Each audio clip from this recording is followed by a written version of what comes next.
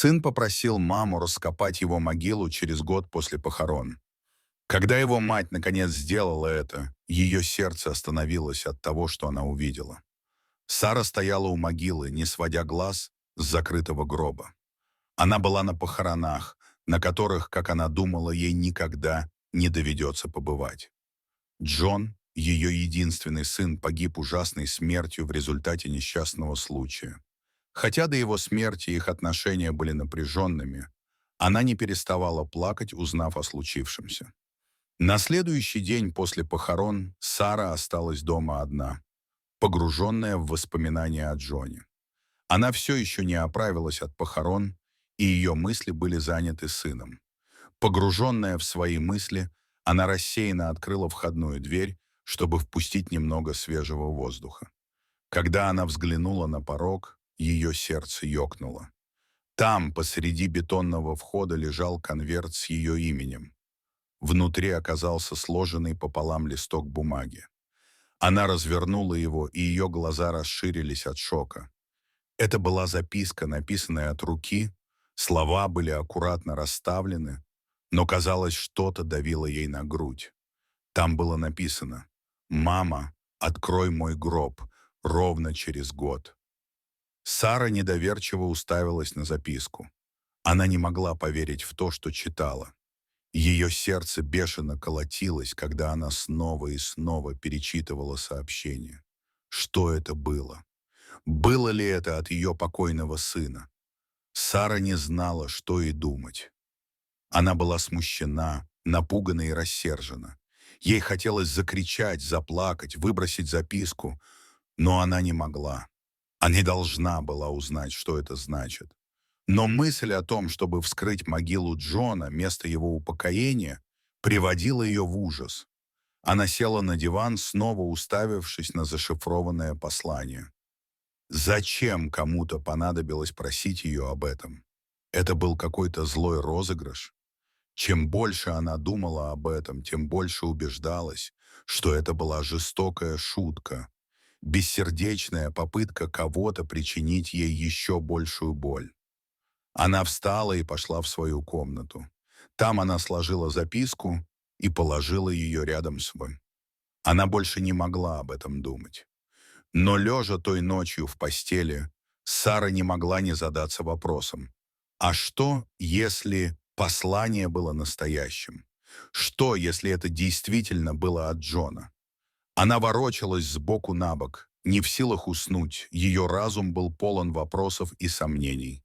Потом ее мысли вернулись к похоронам. Это было небольшое мероприятие, на котором присутствовало всего несколько близких друзей и родственников. Сара чувствовала себя оцепеневшей и отстраненной, как будто наблюдала за всем происходящим со стороны. И она чувствовала себя такой виноватой.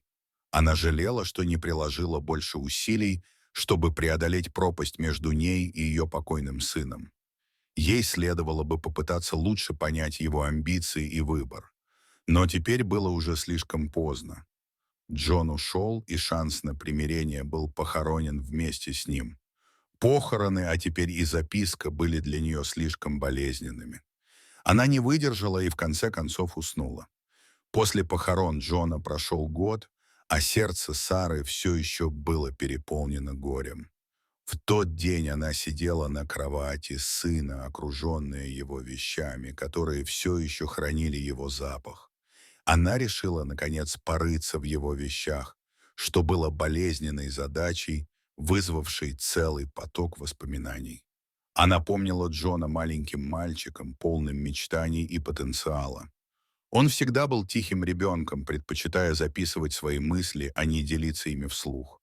Она открыла один из его дневников, и ее взгляд упал на знакомый почерк. Слова на страницах были смесью его мечтаний, стремлений и страхов. Читая, она почувствовала глубокую печаль. Она поняла, что никогда по-настоящему не знала своего сына, когда он стал взрослым. С годами они отдалились друг от друга, и теперь ей казалось, что она снова потеряла его. И тут что-то привлекло ее внимание. Это был фирменный почерк Джона, уникальное сочетание петель и изгибов.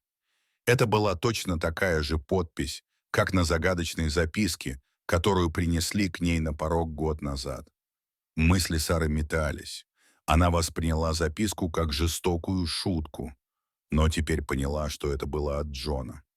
Могло ли быть так, что Джон оставил ей сообщение из загробного мира? Она пролистала дневник в поисках других подсказок. В последней записи, датированной за 2 месяца до смерти Джона, он написал о том, что чувствовал себя так, словно попал в ловушку своей жизни. Это было похоже на то, что он жил во лжи. Сара с новой решимостью вытерла слезы и приготовилась взглянуть правде в глаза, от которой скрывалась целый год. В тот день Сара пришла на могилу Джона, сжимая записку в руке. На кладбище царила тишина, нарушаемая только шелестом листьев и легким ветерком. Там не было охраны, так что никто не мог помешать тому, что она хотела сделать. Сара опустилась на колени, ее сердце было переполнено горем. Сегодня исполнился ровно год с тех пор, как она похоронила своего сына. Сара изо всех сил пыталась смириться со смертью Джона, и теперь она чувствовала, что, возможно, наконец-то получит ответы на некоторые вопросы. Дрожащими руками она начала копать, и звук удара лопатой о землю эхом разносился по кладбищу. Почва под ее пальцами была холодной и влажной, а сердце бешено колотилось от предвкушения и тревоги. Наконец лопата наткнулась на что-то твердое. Ее руки дрожали, когда она счищала землю с крышки гроба. У нее перехватило дыхание, когда она на мгновение заколебалась. Ее разум наполнился ужасными мыслями о содержимом гроба. Это был момент истины в ее стремлении выполнить просьбу сына.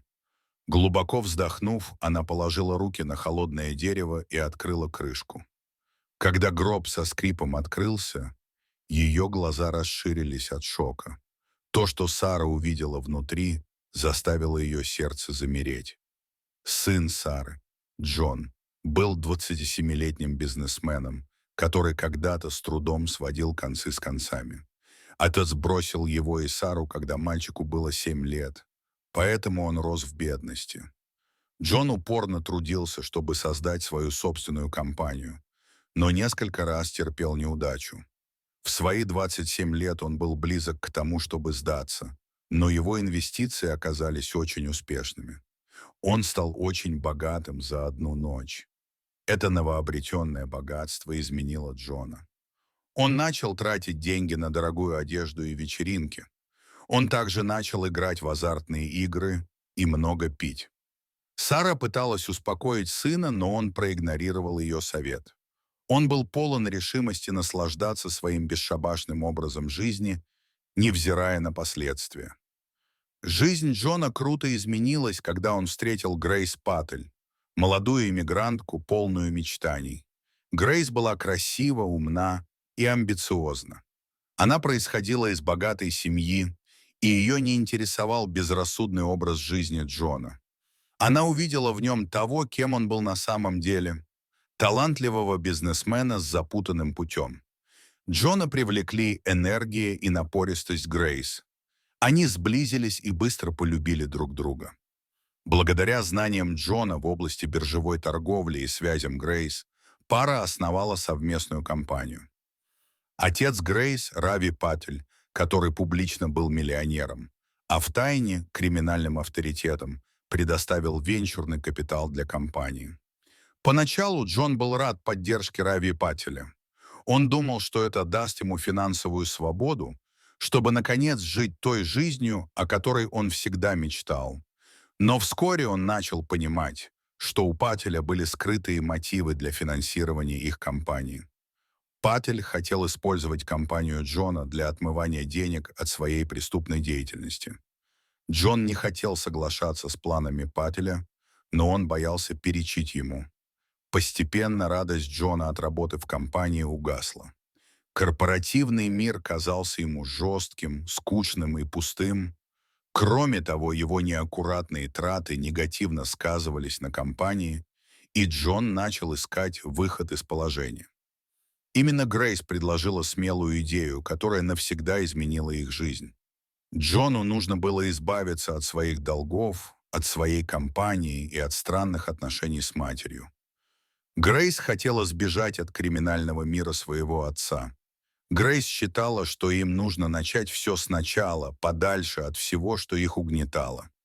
Она предложила инсценировать им свою смерть и исчезнуть без следа, оставив свою старую жизнь и стать свободными. Джон был удивлен предложением Грейс. Инсценировать их смерть? Это звучало глупо и в то же время невозможно. Но, взглянув в глаза Грейс, он понял, что она не шутит. Она действительно что-то задумала. Джон начал обдумывать ее предложения и возможные варианты.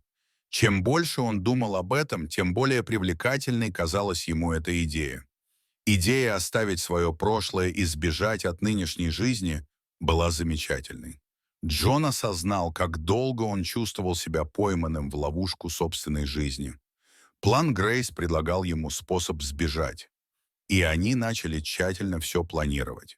Джон тайно снял все свои деньги и инвестиционный фонд Рави Пателя, в то время как Грейс использовала свои связи, чтобы получить новые удостоверения личности и поддельные документы, которые позволили бы им бесследно исчезнуть. По мере приближения дня их побега Джон и Грейс тщательно продумывали каждую деталь их смертей. Они нашли идеальное место для инсценировки несчастного случая. Это было недалеко от окраины города, где почти не было свидетелей. В ночь перед тем, как их план был приведен в действие, Джон написал загадочную записку своей матери, прося откопать его, год спустя. В тот роковой день Джон встретил Грейс в выбранном месте. Она тайно доставила из местного морга два сильно обгоревших тела.